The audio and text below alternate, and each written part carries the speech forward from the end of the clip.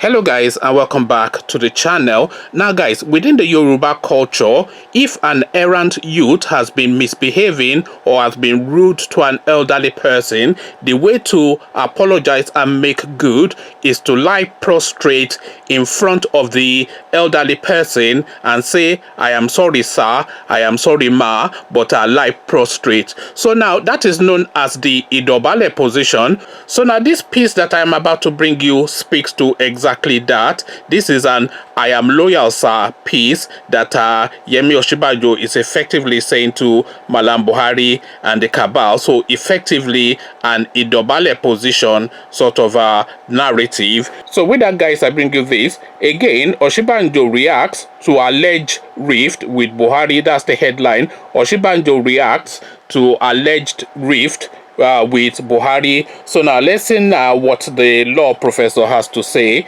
Nigeria's Vice President Yemi Osinbajo has reacted to another claim by a journalist, Festus Adebayo, about a supposed rift between him and President Muhammadu Buhari.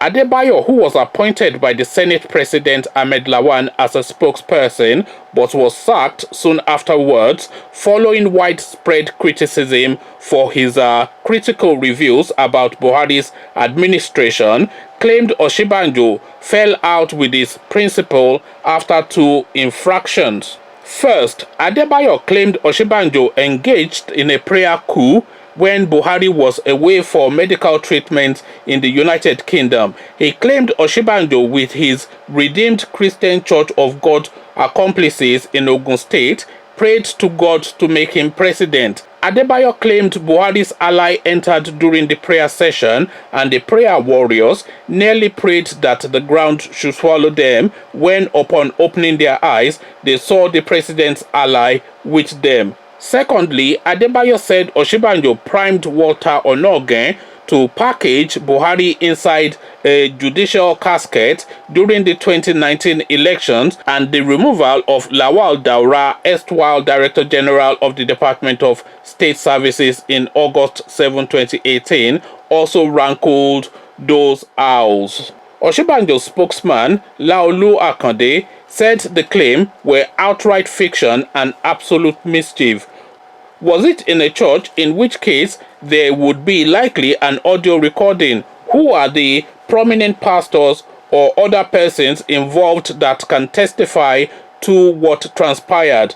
What are their names? Akande queried in a statement. Who is the strong Buhari ally who made a surprise appearance at the gathering and brought the story back to Mr. President? If, as Adebayo claims, the vice president has been hounding and haranguing these Buhari allies since then, why is it so difficult for him to cry out and publicize his strange discovery? Who primed Onoge to package Buhari in a judicial casket during the 2019 election, and to whose benefit? If for any reason the Buhari election was nullified by the judiciary, how would that benefit his running mate, since they contested on the same ticket? Akande maintains that Buhari and Osinbajo have excellent working relationship and that the vice president respects his boss's leadership. But there is a desperation in some quarters to create a division between the president and the vice president, Akande said. Despite Akande's insistence that all is well between the two leaders, critics have pointed to several instances that indicated that the once chummy relationship between the two men may have gone sour. Most recently, some of the vice president's office aides were sacked, fueling the alleged rift, but the Nigerian government said it sacked the aides in an attempt to streamline decision-making, cut down multiple authorities, and reduce the cost of administration. His refusal to transfer power when traveling out of the country and signing of Nigerian law in the United Kingdom are some other instances that critics said were deliberate attempts to undermine Osinbajo.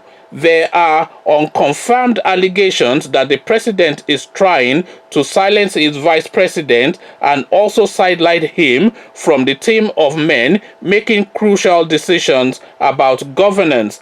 However, the presidency has always denied any rift between the president and the vice president.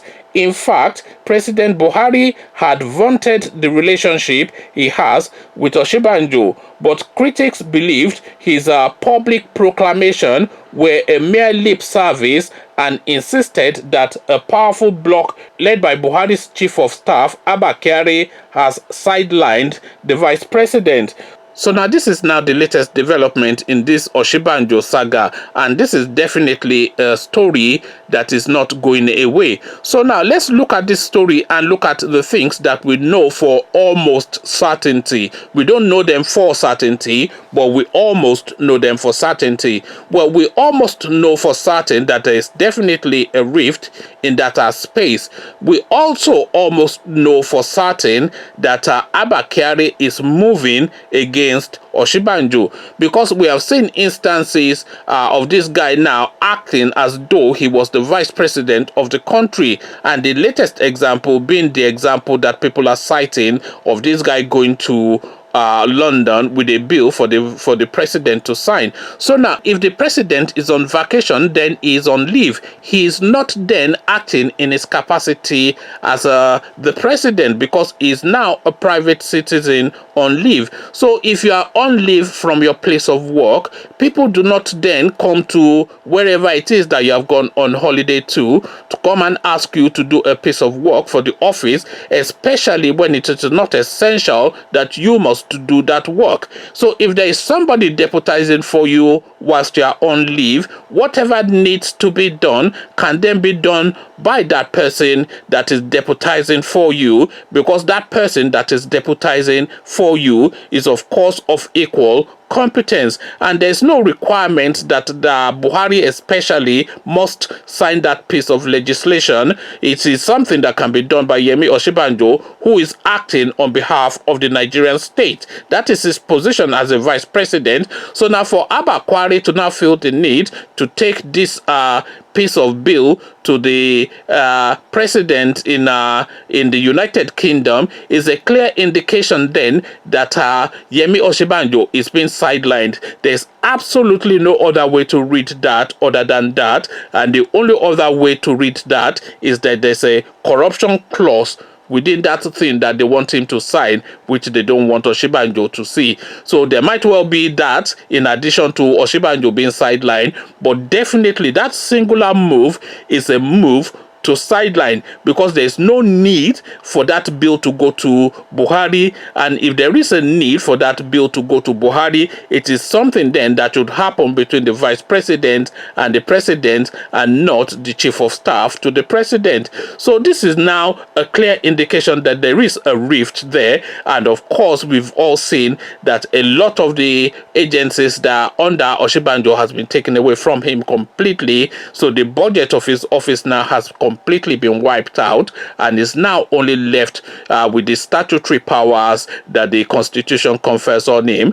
And those statutory powers, by the way, Malam Buhari has instructed that he has to go via him before he carries out those powers. So going via Malam Buhari is effectively going via Abba Kyari, because Malam Buhari really doesn't have the capacity for any ethereal thoughts. This is not a man of thinking. He is not a man. We don't know him for his intelligence. So the brain then that is going to make that decision will be Abba Kyari. So completely sidelined is Osinbajo now. There's absolutely no question about that, to the point now that people are now looking at the details of where this thing went wrong. But of course, where this thing went wrong was from the get-go, when the guy from Lagos State, what is his name again, when Tinubu appointed the vice president for Buhari. So Buhari and his team, Abba Kyari and the rest of of them. They just needed to keep Osinbajo in place until they get to the second term of their tenure, so that they can then just deal with him and then just dismiss him, because they are now in the second term of their tenure now, and this now should be the end of this administration. So anything now that they do now that to elongate or to perpetuate themselves in power will be outside of the law, and they would not require Osinbajo anymore. So Osinbajo is now surplus to requirement, irrespective of however he presents himself to Buhari. It doesn't really matter. So now Osinbajo now adopting this Idobale position to Buhari, saying, I am loyal, sir, I am sorry, sir, forgive me for whatever it is that I might have done, knowingly or unknowingly, sir. This Idobale position, it really has no meaning. It's nothing personal. They just don't need him anymore. It's really the thing, and they see him as a Tinubu man as well. So they are looking to get him out of that place as quickly as possible, and preferably for him to resign, so that they're not then, because they've already done water or no again, so they wouldn't want to do that twice. But they are looking to really force him to resign, so that he resigns, and then they'll just pick an equal Yoruba man that is also a Christian, but this one will be of their choosing. This one won't be a Tinubu man, and then of course the Yoruba man that they will pick, it will be of the clear understanding that is under the direct supervision of Abba Kyari, and then they go on to actualize their plan for the Nigerian state. 2023 is the gameplay, and 2023 of course is when these things will start to unfold fully. Conversations in the comment section. The Vice President of Nigeria in the Idobale position saying, I am sorry, sir, I am loyal, sir, to Abba Kyari and Malam Buhari and the cabal. But does this really rescue him? I think not. Come share thoughts with me in the comment section. But before you do this, click on the red subscribe button so it turns gray. Bell button notifies you every time I drop a new video. Then come tell me what pathway you see for the rescue and the retention of his position for Yemi Osinbajo, the Vice President of Nigeria. Come tell me what your take is on all this in the comment section. So I'll leave you here, join you in the comment section, but here I say peace.